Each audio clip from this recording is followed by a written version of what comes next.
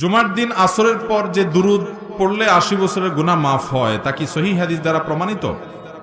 ভাইরা আমার, একটি দুরুদের কথা বিভিন্ন বর্ণনায় পাওয়া যায়। আল্লাহুম্মা সাল্লি আলা মুহাম্মাদিন নবিয়িল উম্মি ওয়া আলিহি ওয়া সাল্লিম তাসলিমা। এই দুরুদ পাঠ করলে জুমার দিন আসরের পরে পাঠ করলে ৮০ বার পাঠ করলে ৮০ বছরের গুনাহ মাফ, ৮০ বছরের ইবাদত লেখার কথা বিভিন্ন বর্ণনায় পাওয়া যায়। কিন্তু এই বর্ণনাগুলোকে মুহাদ্দিসিন ইকরাম দুর্বল বলেছেন। এগুলা বিশুদ্ধতার মানদণ্ডে উত্তীর্ণ। অনেক মুহাদ্দিসিনকে অনেক দুর্বল বলেছেন, অত্যন্ত দুর্বল বলেছেন। কথা কি বুঝাতে পারছি?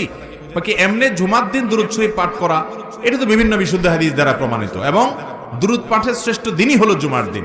আর জুমার দিন আসর পরের সময়টা দোয়া কবুলের সময়। এই সময়টা কিসের সময়? দোয়া কবুলের সময়। এই সময়টাতে দোয়া করতে হয়।